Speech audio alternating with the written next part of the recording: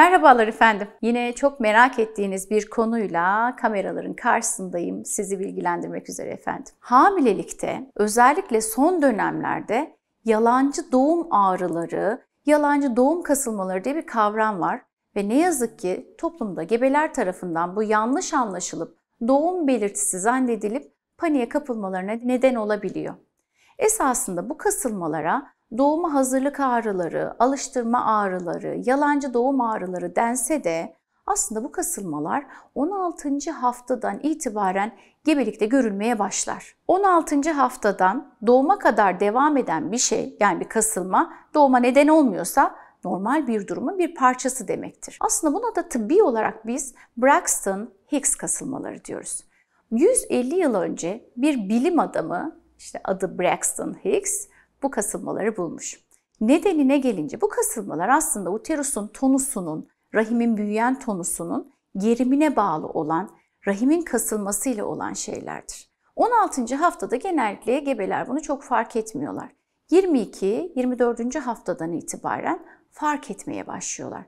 Bunu nasıl fark ediyorlar? İşte bir yerde toplanıyor gibi, işte alt tarafta bir baskı gibi, kasıklarımda bir ağrı gibi hissediyorum diyorlar. Ve panikle hemen bizlerin kapısını çalıyorlar. Esasında bu kasılmalar normal gebelik sürecinin, fizyolojik sürecinin bir parçası. O sırada bebeğe giden plasental kan akımı artıyor. Amniyon sıvısı artıyor.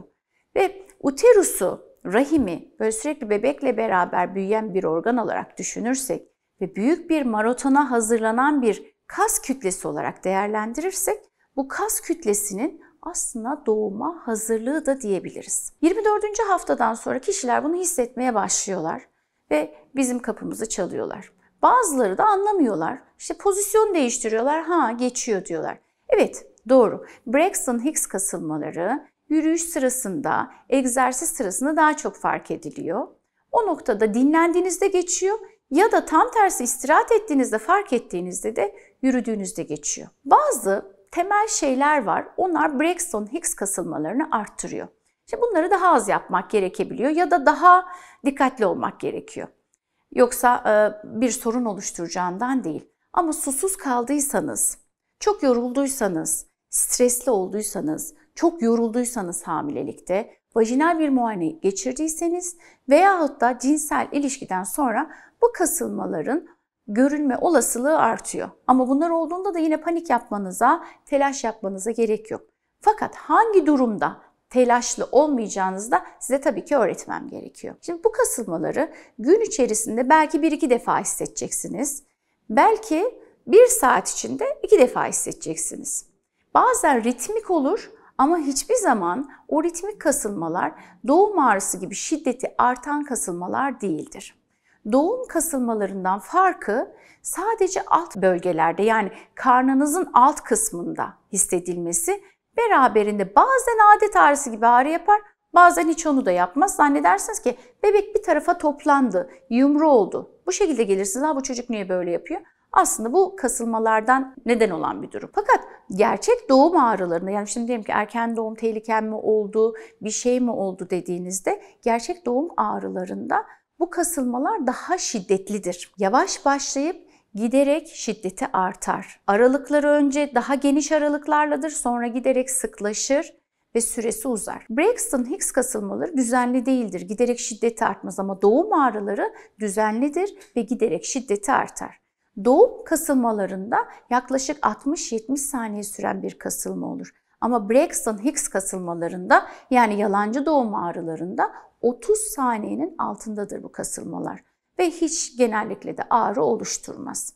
İstirahatle, su içmekle, yürüyüşe çıkmakla, pozisyon değiştirmekle çoğunlukla düzelir. O nedenle de panik yapmanıza gerek yok. Doğuma yakın, yani 36. haftadan sonra bu Braxton-Hicks kasılmaları biraz şiddet olarak artar. O noktada doğumdan nasıl ayıracaksınız? O noktada doğumdan ayıracağım farkımız, yani doğum ağrısını ayırmak için doğum ağrısının özelliğine döneceğiz. Doğum ağrısı genellikle belden başlayıp kasıklara doğru giderek inen, bazen bacak içlerine doğru da yayılan bir ağrı yapar.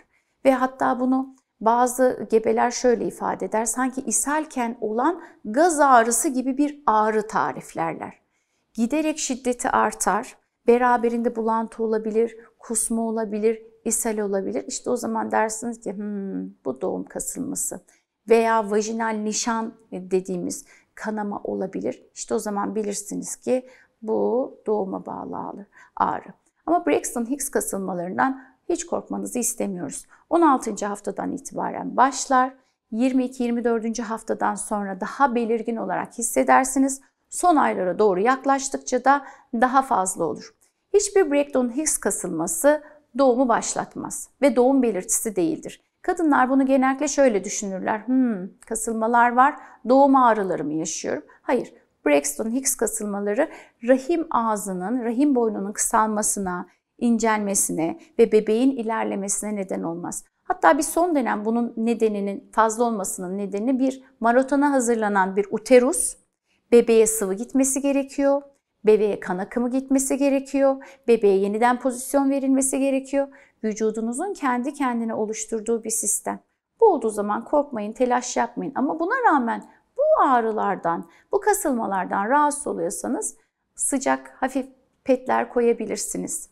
İstirahat edebilirsiniz. Bol su içebilirsiniz. Açık havada hafif tempolu yürüyüşler, müzik dinleme, meditasyon, nefes egzersizleri bu kasılmaları daha az hissetmenize yardımcı olur. Ama olduğu zaman da telaş yapmayın. Doğal, fizyolojik bir sürecin bir parçasıdır. Kısacası sevgili gebelerim, doğuma yakınsanız ve bir kasılma yaşıyorsanız bu kasılmanın şiddetine dikkat edin, süresine dikkat edin. Eğer 60 saniyeden uzunsa, giderek sıklaşıyorsa, ritmi artıyorsa, şiddeti artıyorsa, belinizden başlayıp kasığınıza, bacaklarınıza, uyluk içinize yayılıyorsa ve istirahatle, dinlenmekle, su içmekle, yürüyüşle, duş almakla geçmiyorsa bu doğum ağrısı demektir.